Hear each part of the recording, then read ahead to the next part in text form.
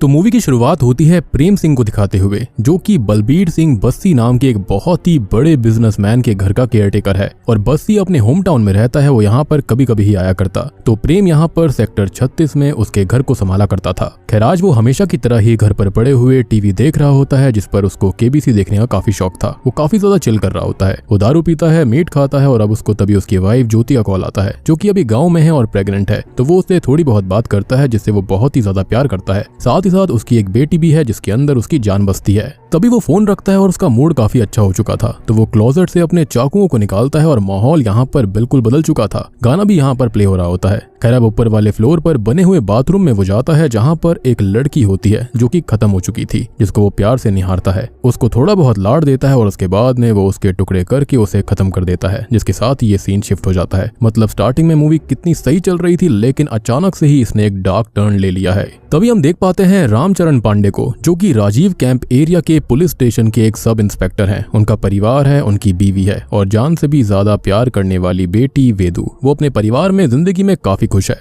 और यहाँ पर वो काम में भी अच्छे हैं। खैर आज उसके पुलिस स्टेशन के अंदर एक पिता अपनी 14 साल की बेटी की मिसिंग रिपोर्ट लिखवाने आया हुआ था, जो कि बहुत ही ज्यादा दुखी और टूटा हुआ है। लेकिन राम उनकी FIR नहीं लिखता, क्योंकि राजीव कैंप स्लम एरिया से बच्चे अक्सर ऐसे गायब हो जाया करते थे। वो कभी कभी वापस भी आ जाया करते। तो यहाँ पर पुलिस अपना ज्यादा दिमाग नहीं लगाया करती थी। वहाँ पर एक बोर्ड भी था जहाँ पर ढेर सारे बच्चों के मिसिंग पोस्टर्स ऑलरेडी थे। अब राम इस चीज को काफी लाइटली लेता है और वो ऐसा ही उस व्यक्ति को भी समझाकर वापस भेजने की कोशिश करता है। साथ ही साथ उसकी बेटी आने वाले दिन में 15 साल की होने वाली थी, उसका बर्थडे आने वाला था। तो वो उसको कुछ पैसे देता है और वहां से उसको भगा देता है। बात रही उसके पोस्टर लगाने के बारे में, तो वो उस व्यक्ति को बोल देता है कि वो उसकी पोस्टर लगा सकता है। अब वो आदमी वहां से जाते जाते अपनी बेटी की फोटो मिसिंग पर्सन बोर्ड के ऊपर लगा देता है, जिसका नाम चुमकी था। खैर अब कहानी यहाँ से आगे बढ़ती है और हम राजीव कैंप में कुछ बच्चों को क्रिकेट खेलते हुए देख पाते हैं, जहाँ पर उनकी बॉल सीवर में चली गई थी और अली नाम का एक लड़का वो बॉल उठाने जाता है, जिसे बॉल के पास ही नाले में डूबा हुआ एक हाथ मिलता है। जी हाँ, यहाँ पर नाले के अंदर एक हाथ तैर रहा था। अब उस हाथ को बाहर निकाला जाता है और राम उसकी टीम वहां आते हैं। तो वो लोग उस हाथ को बंदर का हाथ घोषित कर देते हैं और ये एरिया भले ही राम के अंडर आता था, लेकिन वो ये कहता है कि सीवर कहीं और से आ रहा है और ये हाथ भी कहीं और से ही आया होगा, तो ये केस उनका नहीं है।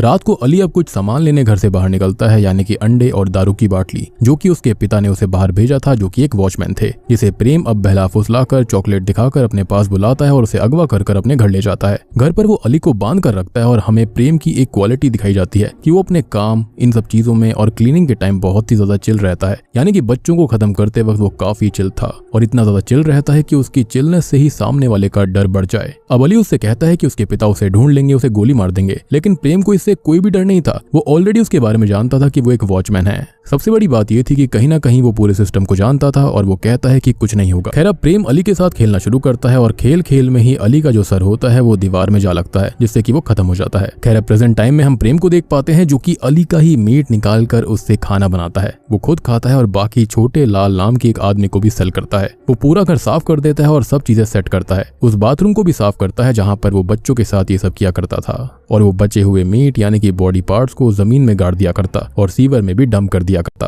अब हम देखते हैं बस्सी को, जो कि अपने परिवार के साथ हरियाणा में रहता है, जो कि थोड़ा अजीब सा है। कैसे अजीब है ये हमको आगे पता चलेगा। और आज वो सेक्टर 36 वापस जा रहा था। खैर तभी बस्सी के पास प्रेम का कॉल आता है और वो उससे ये कहता है कि वो आकर बात करेगा, लेकिन फिलहाल वो चुमकी को बुला ले। और ये वही चुमकी है जिसके बारे में हमने देखा था कि उसके पिता FIR लिखवाने के लिए आए थे। तभी हम चुमकी घोष को देखते हैं, जिसे प्रेम कॉल करके बुला लेता है। खैर अब कुछ ही दिनों के बाद में दशहरा के दिन हम राम को देखते हैं, जो कि रामलीला में रावण बना हुआ था और उसका परिवार भी वहां पर आया हुआ था। खैर अब जब राम रेडी हो रहा होता है तो चुमकी के पिता उसके पास आते हैं और ये कहते हैं कि उनकी बेटी 4 दिन से मिसिंग है। यानी कि जो बस्सी ने वो बात कही थी कि वो चुमकी को बुला ले, वो 4 दिन पहले की थी और जो शुरुआत वाला सीन था वो भी 4 दिन पहले का ही था। वो ये बताता है कि 4 दिन से मिसिंग होने के बावजूद भी वो उसको ना ढूंढ रहे हैं, ना ही FIR लिख रहे हैं और वो अपनी जिम्मेदारी से अलग ऐसे भाग नहीं सकते। और क्या होगा कि अगर उनकी बेटी गायब हो जाती तो क्या वो ऐसे ही शांत रहते। और ये बात सीधा राम को ट्रिगर करती है, उसके दिल को छू लेती है, क्योंकि वो कैसा भी आदमी हो अपनी बेटी वेदू से बहुत ही ज्यादा प्यार करता था। वो अब घोष के ऊपर गुस्सा करता है और उसे थोड़ा बहुत गलत भी बोल देता है। अब वो अपनी वाइफ के पास आता है और नोटिस करता है कि वेदू वहां पर नहीं थी। तभी हम प्रेम को देखते हैं, जो कि यहाँ पर आता है और उसने अपना रावण वाला मास्क लगाया हुआ था और वो वेदू को किडनैप करके ले जाने लगता है। साथ ही साथ हम ये भी देख पाते हैं कि वहां पर उसका एक जानकार भी था, जो कि एम्बुलेंस में बैठा हुआ था।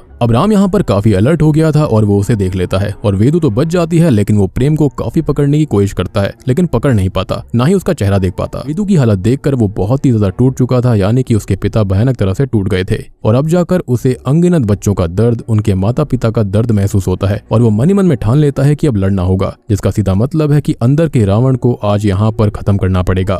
खैर वो उसी रात जाता है सीधा घोष के पास और बोलता है कि वो सुबह पुलिस स्टेशन आए, वो उसकी FIR लिख देंगे। खैर अब यहाँ पर वो पुलिस स्टेशन उसे बुलाकर उसकी FIR लिखते हैं और ये पूछते हैं कि चुमकी आखिरी बार कहाँ गई थी। तो वो बताते हैं कि वो बस्सी के घर पर ही गई थी। तो अब वो बस्सी से पूछताछ करने उसके घर चला जाता है, जहाँ पर बस्सी टीवी पर एक किडनैपिंग न्यूज को देख रहा होता है। एज एक सीन पहले ही एक बिजनेसमैन के बेटे को 2 बाइक सवार उनके ही घर से किडनैप कर ले गए थे और ये एक हाई प्रोफाइल केस है जिस पर पुलिस, मीडिया और सिस्टम का पूरा फोकस था, जो कि ये भी दर्शाता है कि जो गरीब के बच्चे होते हैं उन पर कोई फोकस नहीं करता, लेकिन हाई प्रोफाइल केस पर सबकी नजर रहती है। अब राम वहाँ पर अपनी पूछताछ शुरू करता है, जनरल क्वेश्चंस पूछता है, लेकिन बस्सी इसके लिए सीधा मना कर देता है कि उस दिन चुमकी वहाँ पर आई ही नहीं थी। तभी वहाँ पर घोष भी गुस्से में आ जाता है, जो कि बस्सी के ऊपर चिल्लाने लगता है और अब जाकर बस्सी रिवील करता है कि घोष की बेटी चुमकी असल में उसकी प्रोस्टिट्यूट थी, जिसे वो मंथली सैलरी पे करा करता था, यानी कि उसके पिता को। साथ ही साथ चुमकी को अलग से पैसे भी दिया करता, यानी कि चुमकी का डीलर खुद उसके पिता है, जिसको सुनकर राम को बहुत ज्यादा गुस्सा आ जाता है कि एक पिता होकर घोष ऐसा काम कर रहा था। वो उसे थप्पड़ मारकर गुस्से में वहां से भगा देता है। अब बस्सी भी रस्तोगी को कॉल करके राम को फटकार लगवा देता है कि वो उसे और आगे परेशान ना करे। अब राम यहाँ से जाने लगता है तो प्रेम उससे थोड़ी बहुत बात करता है और एक तरह से उसका वो मजाक बना रहा था, क्योंकि उस रात राम उसे पकड़ नहीं पाया। ऑब्वियस सी बात है कि यहाँ पर प्रेम ने तो उसको देखा था, लेकिन राम उसे नहीं देख पाया था। अब राम पुलिस स्टेशन आता है और रस्तोगी से बात करता है चुमकी के केस को लेकर, लेकिन रस्तोगी को इससे कोई मतलब नहीं था। उसे खाली उस हाई प्रोफाइल केस पर ही फोकस करना था और वो राम को धमकी भी देता है कि वो बस्सी से दूर रहे, नहीं तो उसके लिए ठीक नहीं होगा। वो सिंपली यही कहता है कि वो इस हाई प्रोफाइल केस पर फोकस करे और ऐसी चीजों को देखे, तभी वो आगे जा सकता है, और अगर वो रस्तोगी के अंडर में रहेगा, उसकी बात मानेगा, तो वो काफी आगे जाएगा। खैर अब राम यहाँ पर थोड़ा सा परेशान था, लेकिन जब वो पुलिस स्टेशन आता है तो वहां पर उस ऑटो रिक्शे वाले को वो देखता है, उसके फोन को चेक करता है, जिसने की चुमकी को बस्सी के घर पर लाश छोड़ा था। तो ये फोन असल में चुमकी का ही था और अब वो रिक्शे वाले से सख्ती से पूछताछ करता है, जिसके बाद वो सीधा रस्तोगी के पास जाकर अपनी इन्वेस्टिगेशन बताता है कि उस रात उस रिक्शे वाले ने, यानी कि 4-5 दिन पहले, चुमकी को बस्सी के घर पर ही छोड़ा था और वो वापस उसे लेने गया तो चुमकी नहीं आई थी, बल्कि प्रेम ने उसे चुमकी का फोन दिया था कि वो इसे स्टेशन पर ही कहीं दूर फेंक दे और कहानी बना दे कि चुमकी कहीं पर भाग गई है। लेकिन ड्राइवर ने लालच में वो फोन अपने पास रख लिया था, नंबर भी नहीं चेंज किया और केस बिल्कुल पानी की तरह साफ है और उनको प्रेम को पकड़ने की जरूरत है। लेकिन उल्टा रस्तोगी उसको ही सस्पेंड कर देता है, ये कहते हुए कि उसे बस्सी से दूर रहना चाहिए था और उसको प्रोटोकॉल दिया गया था, लेकिन उसने उसकी बात नहीं मानी। खैर अब हम खबर में देख पाते हैं कि वो हाई प्रोफाइल केस 2 दिन में ही सॉल्व हो गया था। वो बच्चा उसके घर सही सलामत आ चुका था और किडनैपर्स भी पकड़े गए थे। लेकिन गरीबों ने सालों से अपने बच्चे खोए हैं, लेकिन वहां पर कोई भी अभी तक वापस लौट कर नहीं आया, किसी ने FIR तक भी दर्ज नहीं करी थी। खैर तभी हम राम को देखते हैं, जो कि बस्सी हाउस पर नजर रख रहा था, यानी कि सस्पेंड होने के बावजूद भी, जिसे वहां पर आता जाता छोटे लाल भी नोटिस होता है। साथ ही साथ इसी सीन में हमको ये पता चलता है कि बस्सी किसी भी प्रोस्टिट्यूट के साथ कुछ करता है उसको रिकॉर्ड भी करता है, और यहाँ पर ये सब प्रेम ही किया करता था, यानी कि CD में रिकॉर्ड करना, उनको सेफ रखना, ये सब कुछ यहाँ पर प्रेम कर रहा था और बस्सी के शौक बहुत ही भयानक थे। खैर अब दिवाली की रात आती है और यहाँ पर राम अगले दिन से फिर से ज्वाइन करने वाला था। वो अपने जूनियर पाठक के साथ में दारू पी रहा होता है, तभी उसको वहाँ पर छोटे लाल दिखाई देता है। तो पाठक ये बताता है कि ये वही है जिसने की वेदू को हॉस्पिटल पहुंचाया था। लेकिन अब राम का पुलिस वाला दिमाग थनकता है, क्योंकि उसने उसे प्रेम के साथ भी देखा था और अब वो उसको उठा लेता है। वो कहता है इसको इनाम तो बहुत ही तगड़ा मिलेगा। खैर अब वो उसे सख्ती से पूछताछ करता है तो उसको पता चलता है कि इन सब में मेन आदमी प्रेम ही है। इसी बीच रस्तोगी का प्रमोशन हो जाता है और पुलिस स्टेशन के अंदर नया DSP भूपेन आता है, जो कि राम को उसकी इन्वेस्टिगेशन में पूरा सपोर्ट करता है, क्योंकि वो काफी ज्यादा ईमानदार था और उसके ट्रांसफर्स अलग अलग जगह पर हुआ करते थे और ये उसकी एक टेम्परेरी पोस्टिंग होने वाली थी।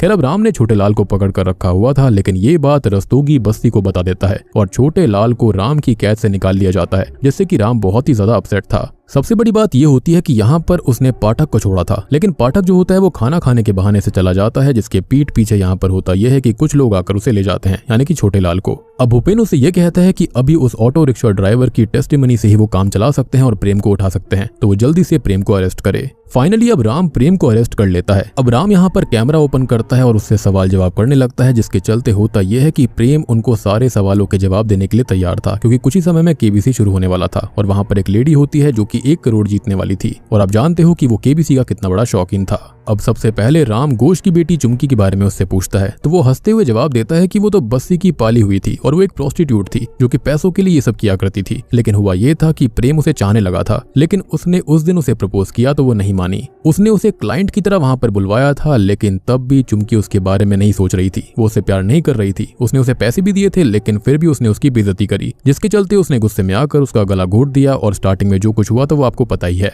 उसने उसके साथ गलत काम भी किया था, फिर उसे डंप कर दिया, उसके टुकड़े कर दिए थे और यहाँ पर वो काफी ज्यादा खुश था। खैर अब राम उससे आगे और भी सवाल करता है कि वो बाकी बच्चों के साथ क्या करता था जिनको वो अगवा किया करता। वो ये बताता है कि वो उनको उठाया करता था, उनका मीट निकाल कर खाया करता, क्योंकि उसे बचपन से ही उसकी तलब थी। उसने 1 साल तक ये सब छोड़ने की कोशिश करी थी, लेकिन वो छोड़ नहीं पाया। बाकी वो छोटे लाल की मदद से उनके ऑर्गन्स की ट्रैफिकिंग भी किया करता, जिससे उसे अच्छे खासे पैसे मिल जाया करते थे। जिसके बाद में वो उनको डंप कर दिया करता था। वो हम जानते हैं कि वो कैसे करता था, स्टार्टिंग में हम ऑलरेडी देख चुके हैं। वो बचे हुए पार्ट्स को जमीन के अंदर गाड़ दिया करता था, जिसको माइक्रो ऑर्गेनिजम्स खा लिया करते, तो फ्लैश वगैरह तो खत्म हो जाया करता। जो बाकी चीज बचती थी वो उसको नाली में फेंक देता या फिर डंप कर दिया करता, जिसको ये लोग मूर्खों की तरह खाली बंदर का हाथ पैर समझ रहे थे।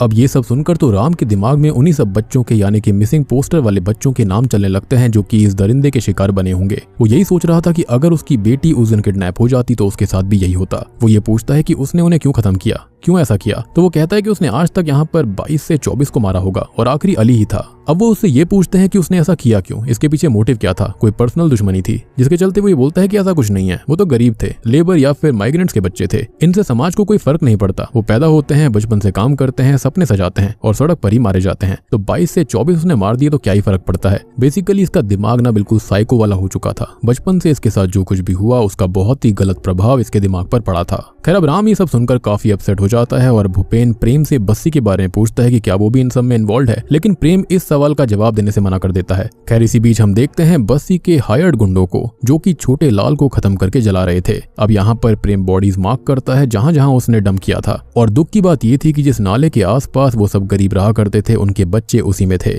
और यहाँ पर हम देख पाते हैं कि ढेरों कंकाल और हाथ पैर के टुकड़े बाहर आ रहे थे, जिसके चलते सारे के सारे माँ बाप बहुत ही ज्यादा दुखी थे। दूसरी ओर घोष की बेटी भी मिल जाती है यानी कि उसकी बॉडी, और यहाँ पर उसके पिता बहुत ही ज्यादा रोने लगते हैं। केस यहाँ पर काफी स्ट्रांग हो चुका था, साथ ही साथ प्रेम को अभी कोई डर नहीं था। वहां पर दूसरी ओर बस्सी को भी अरेस्ट कर लिया जाता है। ऑब्वियस ही बात है, उसके बंगलों के आगे ही ये सारी लाशें मिली थी, लेकिन रस्तोगी ही उसका केस हैंडल कर रहा था जो कि उसे क्लीन चिट दे देता है। अब सबसे शॉकिंग चीज एक और आती है कि भूपेन जो होता है उसको तो यहाँ पर बहुत बड़ा इनाम मिलता है, प्रमोशन मिलता है, लेकिन बात रही राम की तो उसको सस्पेंड कर दिया जाता है। यानी कि यहाँ पर सारा क्रेडिट भूपेन ले चुका था। ऑब्वियस ही बात है, किसी ना किसी को इनाम देना पड़ेगा और किसी को गिराना पड़ेगा। अब देखो यहाँ पर इतना बड़ा कांड हुआ था तो इसके चलते किसी के ऊपर तो इल्जाम लगना ही था कि भाई किसकी नेग्लिजेंस की वजह से ये हुआ। एंड वो जो पुलिस स्टेशन है वो किसके अंडर में था, वो था राम के अंडर में, तो इसलिए उसको सस्पेंड कर दिया गया। एनीवेज अब जो राम होता है वो भूपेन से बात करता है कि उसे एक आखिरी टाइम यहाँ पर प्रेम से मिलना है, जिसके चलते भूपेन उसकी रिक्वेस्ट को ग्रांट कर देता है। अब हुआ ये था कि पूरा इल्जाम जो था वो बस्सी ने प्रेम के ऊपर लगा दिया था। राम उससे मिलने आता है जो कि उसको ये बताता है कि उसके पापा जी तो उसको छोड़कर चले गए। सबसे बड़ी बात की जो पैसे उसके घर तक पहुंचते थे वो कभी पहुंचे ही नहीं और उसकी बीवी को कोई पैसे नहीं मिले हैं और उसके साथ बहुत बड़ा धोखा हुआ है। उसके पापा जी उसे फंसा चुके हैं और खुद बच चुके हैं। ये सुनकर तो वो बहुत ही ज्यादा शॉक्ड हो जाता है और उसको अपनी बीवी की बहुत चिंता हो रही थी। उसे अपनी बीवी से बात भी करनी थी, जिसके चलते राम उससे बात करता है कि उसे बस्सी को फंसाना पड़ेगा, तब जाकर वो कुछ कर सकता है। तभी यहाँ पर वो एक बहुत बड़ा सबूत, वो सीडी कहाँ है यानी कि जिसके अंदर सारे सबूत थे, वो राम को ये बता देता है। एक सीडी उसने अपने पास रखी हुई थी जस्ट इन केस अगर कुछ गलत जाता हो। खैर अब राम जो होता है वो सीडी को लेने के लिए प्रेम के गांव जा रहा था, जहां पर बस स्टेशन के पास में उसे उसका जूनियर पाठक मिलता है जो कि उसको एक लैपटॉप भी देता है और इस सीडी का नाम है सदाबहार तराने। इनफैक्ट लैपटॉप के अंदर वो कुछ नोटिस भी करता है, वो चेक भी करता है कि उसके अंदर क्या क्या था और हम जानते हैं कि किस तरह के काले कारनामे उसके अंदर थे। इसके अंदर बस्सी के काले कांड दर्ज होते हैं जो कि इस केस का ही रुख पलट देते, लेकिन ऐसा नहीं हो पाता क्योंकि हम राम को नोटिस करते हैं जो कि एक खाली सड़क पर चल रहा था। उसे वहां पर तभी एक गाड़ी आती हुई नजर आती है और वहां पर उसके अंदर गुंडे थे जो कोई और नहीं बल्कि वही थे जिन्होंने छोटे लाल को खत्म किया था।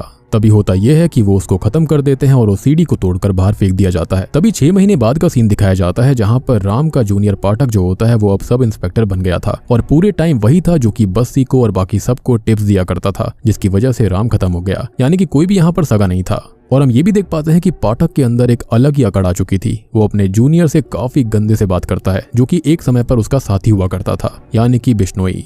खैर अब एक बार फिर से हम मिसिंग बोर्ड को देखते हैं, जहां पर राम की फोटो उन मिसिंग बच्चों के बीच में लटकी हुई थी, इंसाफ का इंतजार कर रही थी। खैर अब कहानी खत्म होने से पहले हम एक पोस्ट क्रेडिट सीन के अंदर बिश्नोई को देख पाते हैं, जो कि न्यूज़पेपर पढ़ रहा था। न्यूज़पेपर के अंदर राम की ही खबर थी। उसके अंदर उन 3 गूंस का जिक्र करा गया था जो कि राम के मिसिंग केस से जुड़े हुए थे और उनको पकड़ लिया गया है। तभी कांस्टेबल बिश्नोई के दरवाजे पर दस्तक होती है। एक पार्सल रिसीव होता है जिसके अंदर एक सीडी थी, जो कि कोई और नहीं बल्कि वही सीडी थी जिसका नाम सदाबहार तराने था, और ये शायद से कोई बहुत ही बड़ा सबूत था। इसी के साथ में सेक्टर 36 मूवी यहीं पर खत्म हो जाती है। तो वीडियो पसंद आई हो तो लाइक कर देना, चैनल के ऊपर नए हैं तो सब्सक्राइब कर लीजिए। तो मैं आप सबको मिलता हूँ अगली वीडियो के साथ में।